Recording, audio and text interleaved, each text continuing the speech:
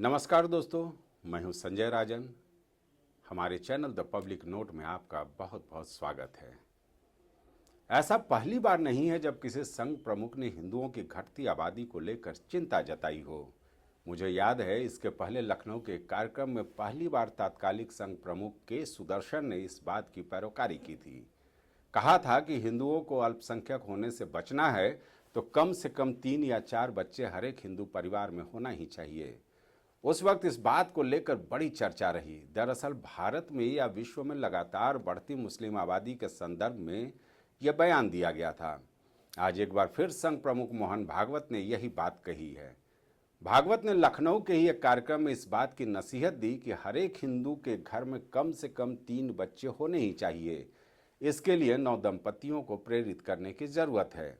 लेकिन आप समझिए, चर्चा इस विषय पर जरूर होगा और पहले ही समाजवादी पार्टी सुप्रीमो अखिलेश यादव ने इस पर अपना तंज कस ही दिया था।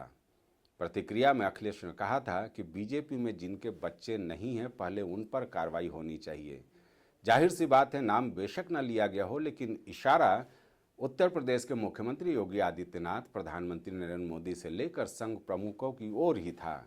वैसे सियासी बयानबाजी अपनी जगह, लेकिन ये हकीकत है कि परिवार नियोजन के चक्कर में आज हिंदू युवा वर्ग हम दो हमारे दो से घटकर हम दो हमारे एक के फॉर्मूले पर चलना पसंद कर रहे हैं। इसकी वजह चाहे जो भी रही हो, लेकिन अब ऐसा ही ज़्यादातर देखने को मिला है। अगर ऐसा होता है तो आने वाले 30-20 सालों में हिंदुओं की संख्या घटना तय है और शायद यही चिंता मोहन भागवत की रही होगी।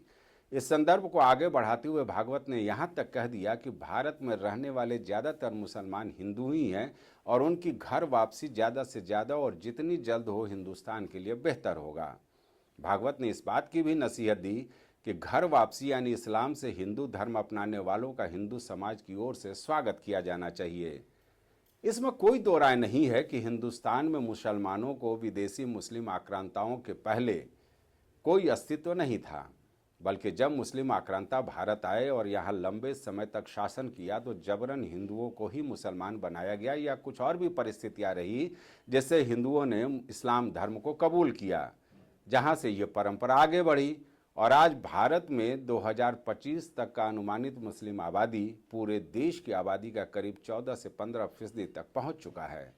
अब समझिए, आप अपने स्क्रीन पर देख भी सकते हैं कि भारत में 2011 में कुल मुस्लिम आबादी करीब 17.22 करोड़ थी।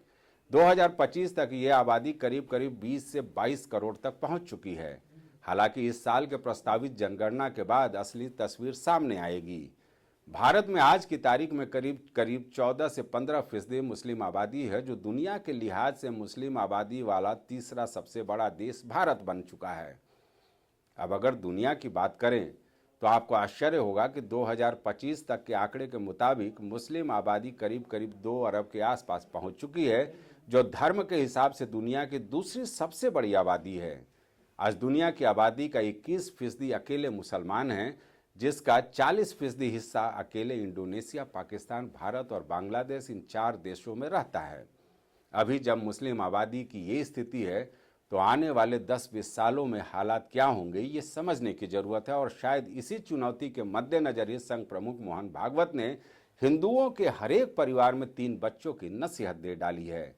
भागवत का ये तर्क है कि जिस धर्म या समाज में एक परिवार में 3 से कम बच्चे होते हैं वो समाप्त हो जाते हैं। वाकई भारत में अब तक 8% हिंदुओं की आबादी कम हो चुकी है। 1951 से लेकर अभी तक हम तुलना करें तो जहां मुस्लिम आबादी में 43% का इजाफा हुआ है, वहीं हिंदू आबादी 8% कम हो गई है। आज यानी कहने का मतलब ये है कि मुस्लिम आबादी 1951 से अब तक करीब उसमें 1.5 गुना का इजाफा हो चुका है। अब आप समझ गए होंगे कि मोहन भागवत का इशारा किस तरफ है। हालांकि अब उत्तर प्रदेश के सियासी माहौल में यह मामला निश्चित तौर पर तूल पकड़ेगा और इसमें कोई दो राय नहीं है। विपक्षी दल इस मुद्दे को अटकाने और भटकाने वाला मामला बताएंगे तो कोई कुछ और कहेगा। चलिए, क्या कुछ प्रतिक्रियाएं आती है, इसे लेकर हम अगले एपिसोड में आपसे मुखातिब होंगे। आज के लिए बस इतना ही। मुझे दीजिए इजाज़त। नमस्कार।